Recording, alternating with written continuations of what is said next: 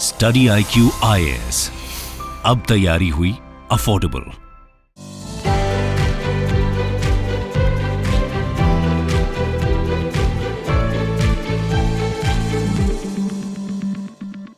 Hello, आपके सामने 3 species हैं। The first one is the woolly mammoth, the second one is thylacine, also known as Tasmanian tiger, and third is Christmas Island rat. देखने में ये तीनों ही species बिल्कुल डिफरेंट हैं। अगर हम इनकी बायोलॉजी की बात करें, दैट इज ऑल्सो डिफरेंट। ये किन एरियाज में मिलते थे वो भी डिफरेंट है। लेकिन इन तीनों स्पीशीज में एक कॉमनैलिटी है, एक सिमिलैरिटी है, and that is my question to you. बताएं कि इन तीनों स्पीशीज में क्या कॉमनैलिटी है। देखिए, तीनों स्पीशीज एक्सटिंक्ट हैं, विलुप्त हैं, फेस ऑफ द अर्थ से एक्सटिंक्ट हैं। अगर हम बात करें वूली मैमथ की, लगभग 4 से 5,000 साल पहले ये आर्कटिक, सब आर्कटिक में रहते थे, and now they are extinct, maybe because of anthropogenic factors or maybe due to climatic factors. Still, we are figuring out. Secondly, we have the thylacine known as Tasmanian tiger that used to live in Australia and Tasmania. And 1936 में it became extinct when a specimen died in Hobart Zoo. In the same way, we have Christmas Island rat who used to live in the Christmas island, जो कि Indian ocean में है। तो पहली commonality इन तीनों में यह है कि ये तीनों ही स्पीशीज एक्सटिंक्ट हैं, they are no more.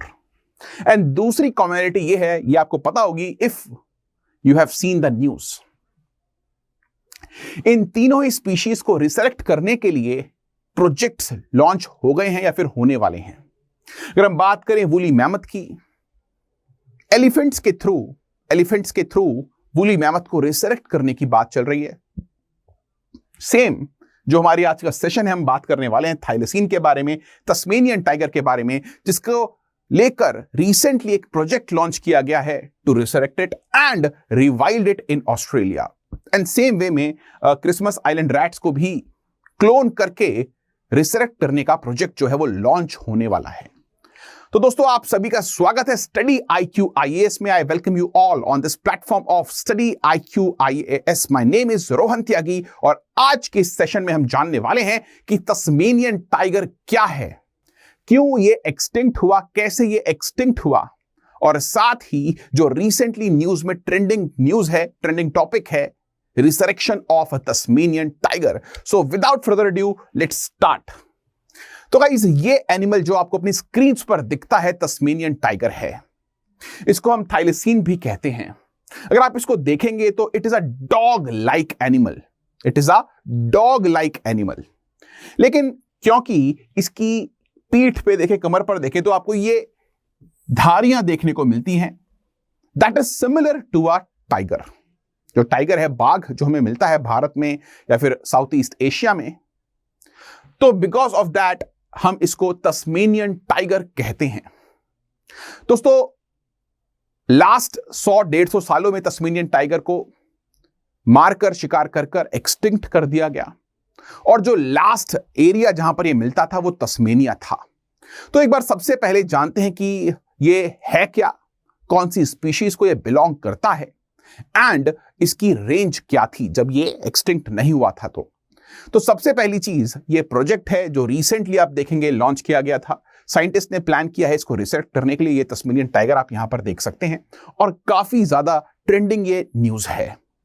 Exam perspective से भी इसके बारे में कुछ ना कुछ पूछा जा सकता है, चाहे वो प्रीलिम्स में कोई फैक्ट हो या फिर मेंस में कोई क्वेश्चन हो, जहां पर यह पूछा जा सकता है कि रिसरेक्शंस के प्रोस क्या हैं, कॉन्स क्या हैं, जिसके बारे में हम आज की क्लास में डिस्कस भी करेंगे। तो सबसे पहली चीज ये समझिए कि तस्मेनियन टाइगर यानी कि थाइलेसीन एक मार्सूपियल है। मार्सूपियल वो मैमल्स होते हैं जो अपने ऑफस्प्रिंग्स को पाउच में पालते हैं, आप देख सकते हैं। तो यहां पर एक एग्जाम्पल है कैंगरू का। यहां पर आप देख सकते हैं एक कैंगरू है जो अपने पाउच में अपने ऑफस्प्रिंग को नरिश कर रहा है। इसी में इसको ये प्रोटेक्शन प्रोवाइड कर रहा है, एज यू कैन सी। और जो ये मार्सुपियल्स हैं, ये खास रूप से आपको वॉलेस लाइन के ईस्ट में देखने को मिलते हैं। अगर मैं बात करूं वॉलेस लाइन की, इसके बारे में भी मैं आपको आगे बताऊंगा। तो तस्मेनियन टाइगर, जो कि जिसको हम थाइलसीन भी कहते हैं, वो कहां पर हमें देखने को मिलता था और उसकी फॉर्मर रेंज क्या थी, एक बार देख लेते हैं। तो तस्मेनियन टाइगर बेसिकली ऑस्ट्रेलिया का एक आइलैंड है जो ऑस्ट्रेलिया के साउथ ईस्ट में है, जिसका नाम है तस्मेनिया, ऑब्वियसली, जिसकी कैपिटल है होबार्ट, जहां जू थी, एक चिड़ियाघर था, जहां पर लास्ट स्पेसिमेन 1936 में उसकी डेथ हुई। तो इस आइलैंड के ऊपर आपको बेसिकली जो तस्मेनियन टाइगर है, वो लास्ट उसका जो आश्रय था, ये तस्मेनिया आइलैंड था। तो तस्मेनियन टाइगर यानी कि थाइलसीन किस तरह से एक्सटिंक्ट हुआ और क्यों एक्सटिंक्ट हुआ, चलिए इसके बारे में जरा बात कर लेते हैं। तो यहां पर मैं आपको एक समय रेखा टाइमलाइन प्रोवाइड करूंगा एंड इसके थ्रू हम जानेंगे कि किस प्रकार से ये एक्सटिंक्ट हुआ। यहां पर आपको एक वॉलेस लाइन देखने को मिलती है, जिसको हम वॉलेस लाइन कहते हैं। ये लाइन एक बायोलॉजिस्ट के नाम पर है। ये वॉलेस लाइन है जो साउथ ईस्ट एशिया से होकर गुजरती है। ये बेसिकली बोर्नियो आइलैंड और सुलावेसी आइलैंड, जो दोनों ही इंडोनेशिया में है, उसके बीच से निकलती है और बाली और लंबोक आइलैंड के बीच से होकर गुजरती है।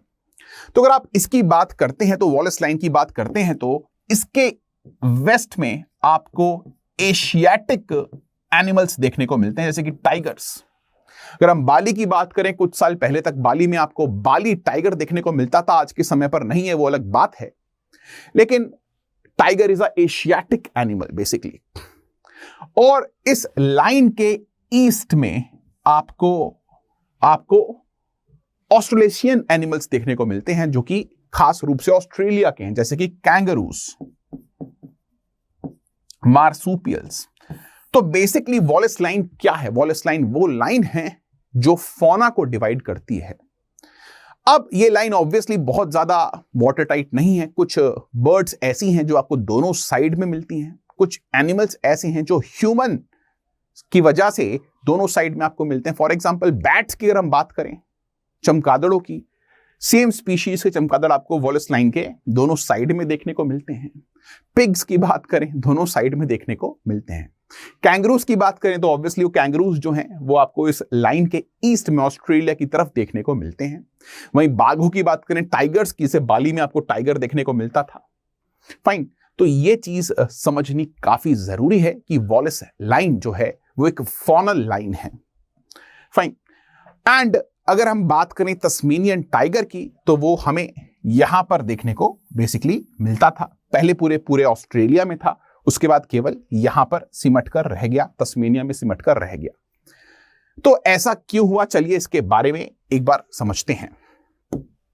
ऐसा इसीलिए हुआ, अब से लगभग 4000-5000 साल पहले न्यू गिनी कहां है? यह है न्यू गिनी। यहां से काफी सारे एबओरिजिनीज जो लोग थे वो यहां पर ऑस्ट्रेलिया आए। एंड जब वो ऑस्ट्रेलिया आए तो उनके साथ साथ उनके एनिमल्स, उनके पेट्स भी आए, दूसरे एनिमल्स जो थे वो भी आए। और जब ये माइग्रेशन हुई तो डींगो नाम का डॉग ऑस्ट्रेलिया पहुंचा। लगभग 4000-5000 साल पहले डींगो नामक डॉग, ये डींगो है, मैं यहां पे आपको फोटोज, ये एबोरिजिनीज हैं और ये डींगो है, जो एक medium to large sized dog है जो ऑस्ट्रेलिया पहुंचा। देखो, आपने अपने घर के आसपास ये चीज देखी होगी कि जो डॉग्स हैं वो ग्रुप्स में रहते हैं, है ना, एक साथ 5-6 डॉग्स रहते हैं।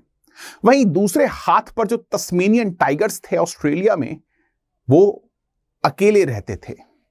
दे आर नॉक्टर्नल, यानी कि रात को शिकार करते थे मोस्टली, और पेयर में या फिर अकेले वो रहना पसंद करते थे। अगर हम साइज की बात करें तो डिंगो थोड़ा सा बड़ा होता है on an average Tasmanian tiger से, एंड इजीली जो उनका ग्रुप था वो तस्मेनियन टाइगर को हर जगह पर आउट कंपीट करने लगा। और इस तरह से 2 से 4000 साल के बीच में मेन लैंड ऑस्ट्रेलिया पर आपको तस्मेनियन टाइगर्स जो हैं वो विलुप्त हो गए, वो एक्सटिंक्ट हो गए। और सिर्फ कुछ एरियाज में वो आपको मिलने लगे ऑस्ट्रेलिया के। लेकिन ये डिंगोस जो थे वो पहुंच नहीं पाए तस्मेनिया, एंड इसलिए तस्मेनिया के अंदर आप देखेंगे कि जो तस्मेनियन टाइगर है वो बचा रहा। उसके बाद 1606 में स्टार्ट होती है ऑस्ट्रेलिया की कोलोनाइजेशन, जहां पर 1606 में सबसे पहले नेविगेटर विलियम जेनसून पहुंचे ऑस्ट्रेलिया, एंड देन उसी साल 1606 में ही Luis Vaz de Torres mainland Australia पहुंचे, एंड इसके बाद से अमेरिकास की तरह कोलोनाइजेशन शुरू होती है ऑस्ट्रेलिया की। आज के समय पे अगर आप ऑस्ट्रेलिया को देखते हैं तो Australia is one of the biggest meat exporters like Argentina, और उस समय पर भी ऑस्ट्रेलिया में काफी सारी प्लांटेशंस थी, काफी सारे दोस्तों एनिमल हस्बेंड्री के जो काम है वो हुआ करते थे।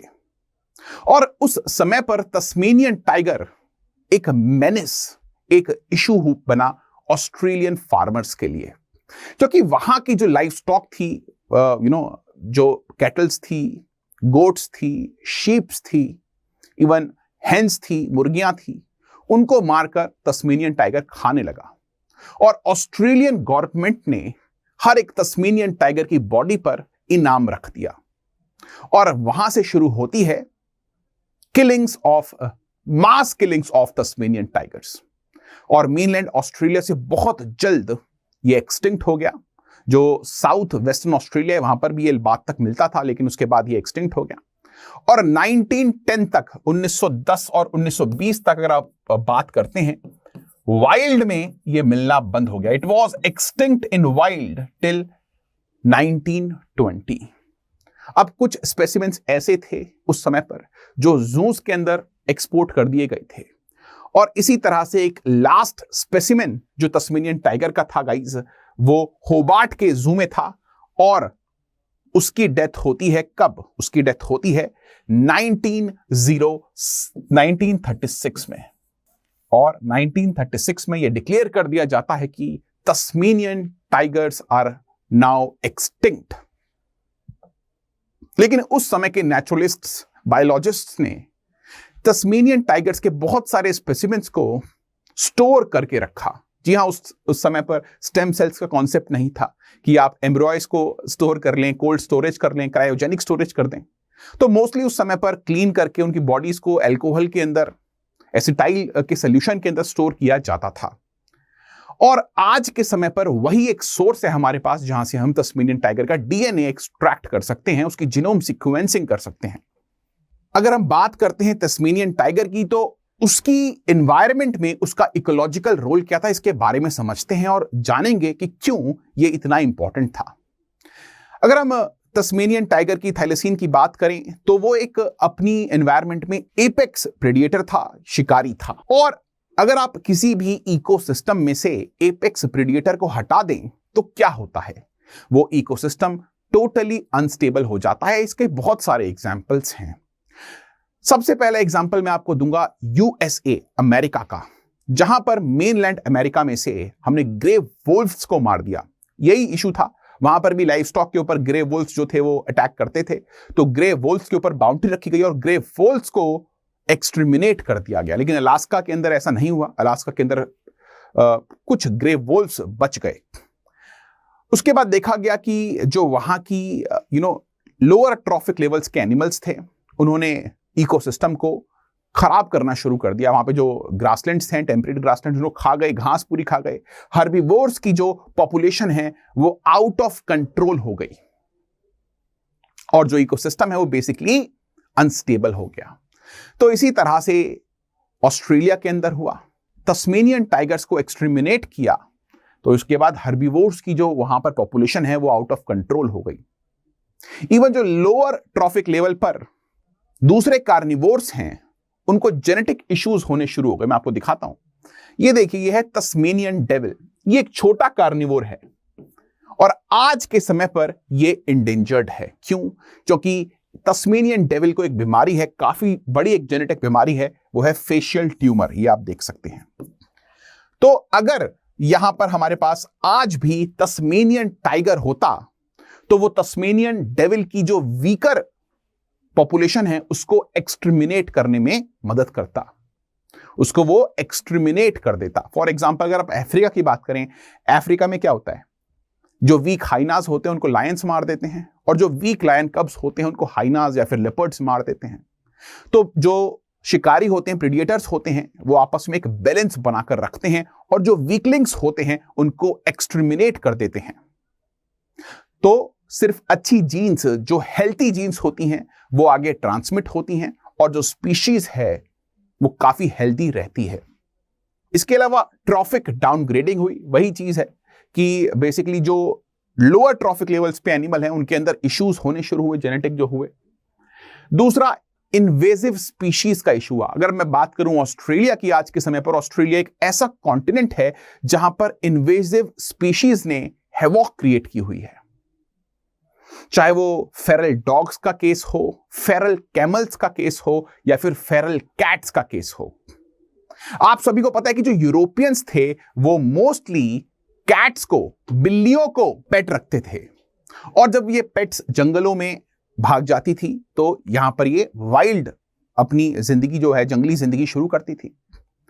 तो ऑस्ट्रेलिया के अंदर ये जो कैट्स हैं, फेरल कैट्स हैं, ये वहां की एंडेमिक स्पीशीज का शिकार करती हैं, जैसे कि छोटे छोटे रैट्स हैं, बहुत सारे मार्सूपियल्स हैं बहुत छोटे छोटे, जिनको ये मार के खा जाती हैं, फेरल कैट्स। तो अगर तस्मेनियन टाइगर आज के समय पर होता तो इन कैट्स का इशू नहीं होता। इन कैट्स छोटी होती हैं तस्मेनियन टाइगर से, तो तस्मेनियन टाइगर इन कैट्स को इजीली एक्सट्रीमिनेट कर सकता था। फाइन, तो ये चीज काफी इंपॉर्टेंट है। तो दोस्तों यहां पर मैं 2 मिनट के लिए आपको बताना चाहूंगा कि हम लोगों ने आपके लिए 22 अगस्त से एक नया बैच लॉन्च किया है। यह बैच 4 है जो मॉर्निंग में 8 बजे हुआ करेगा।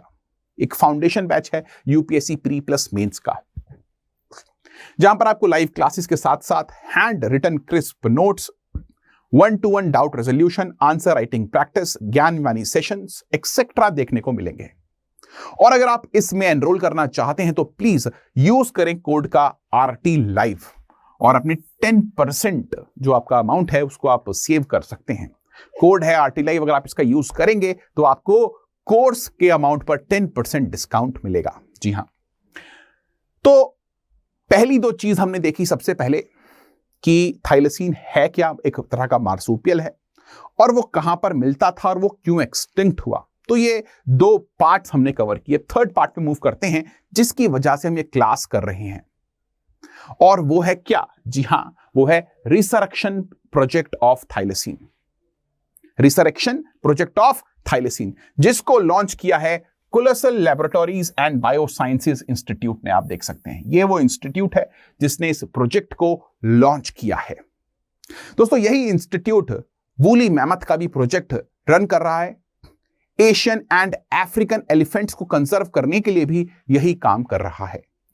तो बेसिकली ये लोग करेंगे क्या इस प्रोजेक्ट में, जिसको हम डी एक्सटिंक्शन प्रोजेक्ट भी बोल रहे हैं, इस रिसरेक्शन प्रोजेक्ट को, जो सेव्ड स्पेसिमेंस थे थाइलेसीन के, तस्मेनियन टाइगर्स के, उसमें से हम जीनोम सीक्वेंस्ड डीएनए जो है उसको एक्सट्रैक्ट करेंगे, और क्लोनिंग की मदद से हम एम्ब्रियोइज क्रिएट करेंगे, और उसको सबसे नियरेस्ट स्पीशीज के अंदर प्लेस करके वी विल क्रिएट, जी हां, तस्मेनियन टाइगर।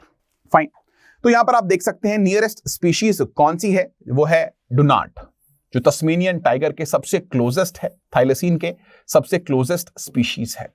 और जब आप इस स्पीशीज को देखते हैं थाइलेसीन की, तो उससे सबसे क्लोजेस्ट डुनार्ट है, और इसी के अंदर हम एम्ब्रॉयज को डालकर नए ऑफस्प्रिंग्स इसके पैदा कर सकते हैं थाइलेसीन के। दोस्तों यहां पर सबसे पहले हमें करना यह होगा कि जो डुनार्ट है और जो थाइलेसीन है उसके डीएनए को हम एक साथ कंपेयर करेंगे, और कंपैरिजन के बाद जो भी डिफरेंसेस हैं उनको पहचानेंगे क्या डिफरेंसेस हैं, और जीन एडिटिंग की मदद से उन डिफरेंसेस को खत्म करके एम्ब्रॉयज क्रिएट करेंगे, बेसिकली सोमैटिक सेल्स से, और उनको एग सेल्स में डाल के डोनाट के हम नए ऑफस्प्रिंग्स को पैदा करेंगे। तो एक बार प्रोज एंड कॉन्स के बारे में देख सकते हैं। देखिए यहां पर सबसे पहली चीज समझना जरूरी है कि आप यहां पर रिसरेक्शन तो कर रहे हैं, लेकिन रिसरेक्शन के साथ साथ तभी ये चीज सक्सेसफुल होगी जब रीवाइल्डिंग होगी। रीवाइल्डिंग यानी कि क्या होता है रीवाइल्डिंग, बताएं? जब आपने थाइलेसीन को पैदा तो कर दिया, लेकिन उसको उसके एनवायरमेंट में वापस से इंट्रोड्यूस करना काफी डिफिकल्ट होगा, क्योंकि उनको शिकार करना कौन सिखाएगा, खाना कौन सिखाएगा, उस एरिया को से उनको फेमिलियराइज कौन करवाएगा। तो रीवाइल्डिंग अगर सक्सेसफुल होती है तो ये बहुत ही अच्छा प्रोजेक्ट है, बिकॉज इकोसिस्टम स्टेबिलिटी आपको देखने को मिलेगी। जो इश्यूज हैं इकोसिस्टम स्टेबिलिटी में, फॉर एग्जांपल इन्वेजिव स्पीशीज का, फॉर एग्जांपल जो इकोलॉजिकल डाउनग्रेडिंग है, ट्रॉफिक डाउनग्रेडिंग है, उसका वो सारे इश्यूज इससे सॉल्व हो सकते हैं दोस्तों। इसके अलावा देखिए जो एक्सटिंक्शन है वो रीसेंट है, 1936 में एक्सटिंक्शन हुआ है, तो वहां का इकोसिस्टम इतना चेंज नहीं हुआ है एंड इजीली हम यहां पर इसको रिवाइल्ड कर सकते हैं दोस्तों। इसके अलावा हमें वहां के जो स्टेक होल्डर्स हैं, एबओरिजिनीज हैं, वहां के लोकल फार्मर्स हैं, उन सभी को कॉन्फिडेंस में लेकर ही ये प्रोजेक्ट को आगे बढ़ाना होगा। कॉन्स की अगर हम बात करें तो मैं आपको एक रिसेंट एग्जांपल दूंगा, पायरेनियन आइबेक्स का। ये एक ऐसा आइबेक्स है जो खास रूप से स्पेन और फ्रांस के बीच में रहता है, वहां पे पायरेनीज माउंटेन्स है उसमें रहता है। ये भी एक्सटिंक्ट है, इसको रिसेंटली क्लोन किया गया, लेकिन क्लोनिंग के बाद भी जैसे ही ऑफस्प्रिंग ने जन्म लिया तो लंग फेलियर की वजह से उसकी डेथ हो गई। तो पहली चीज तो आप ये समझिए कि जो हमारी टेक्नोलॉजी है वो फुल प्रूफ नहीं है और ये फेल हो सकती है। तो ये प्रोजेक्ट काफी महंगा है, जो कॉस्ट है प्रोजेक्ट की वो काफी ज्यादा है, और फेलियर अगर होता है तो टोटल लॉस होगा दोस्तों, और अगर फाइनेंशियल लॉस होता है तो सभी को पता है क्या होगा। कुछ लोग ये भी कहते हैं कि जो पैसा आप यहां पर लगा रहे हैं रिसरेक्शन में, सच्चा ये पैसा जो है इसको आप इन्वेस्ट कीजिए कहां पर, प्रिजर्वेशन ऑफ करंट स्पीशीज, जो अभी स्पीशीज एक्सटिंक्ट नहीं है, इंडेंजर्ड स्पीशीज हैं, वहां पर आप उसको प्रिजर्व कर सकते हैं, उनको प्रिजर्व कर सकते हैं, फाइन, ये चीज है। इसके अलावा ये भी बोला जा रहा है, बहुत सारे मीडिया आउटलेट्स द्वारा कि ये डी एक्सटिंक्शन प्रोजेक्ट एक फेरी टेल साइंस है। क्या है? एक fairy tale science. Fairy tale science क्या होती है? यानी कि सिर्फ और सिर्फ मार्केटिंग गिमिक है, यानी कि साइंटिस्ट्स के लिए मीडिया अटेंशन का स्रोत है। इसका कोई इकोलॉजिकल वैल्यू नहीं है, कोई यूज नहीं है, क्योंकि रीवाइल्डिंग करना बहुत मुश्किल है। आप इवन रिसरेक्ट कर देंगे तो रीवाइल्ड करना बहुत ज्यादा डिफिकल्ट है। जो somatic cell nuclear transfer technology है, जिसको आप SCNT कहते हैं, ये भी फुल प्रूफ नहीं है, बहुत फेलियर्स इसमें हुए हैं और कॉस्ट बहुत ज्यादा हाई है। तो दोस्तों इसी के साथ आज के सेशन को यहीं पर समाप्त करेंगे, और मैं आशा करता हूं कि आपको बहुत ही इंटरेस्टिंग सेशन जो ये हमारा था, इसमें मजा आया होगा एंड आपने कुछ नया सीखा होगा। तो दोस्तों इसी के साथ मैं आपको दोबारा से बताऊंगा कि हमने UPSC IAS का pre plus mains foundation batch launch किया है, नंबर 4, जो डेली मॉर्निंग में 8 बजे होगा। यहां पर ये सारे बेनिफिट्स आपको मिलेंगे। यूज कीजिए कोड RTLive और पाइए 10% ऑफ इस कोर्स की कॉस्ट में। जी हाँ, this is the code guys. With that thing in mind, अगर आपको कोई डाउट है तो आप मुझसे कनेक्ट कर सकते हैं rohan.tyagi@studiiq.com पर, और t.me/rohan UPSC ग्रुप को भी ज्वाइन कर सकते हैं टेलीग्राम पर, जहां पर आप मेरे से डाउट्स भी पूछ सकते हैं, क्लास की PDFs भी पा सकते हैं, और बहुत सारे MCQs भी हैं वहां पर जो आपका वेट कर रहे हैं। तो दोस्तों इसी के साथ मिलूंगा आपसे दोबारा से ऐसी ही एक और वीडियो में। मेरा नाम है रोहन त्यागी, और दोस्तों लेता हूं मैं आपसे विदा। नमस्कार। स्टडी IQ IAS, अब तैयारी हुई अफोर्डेबल।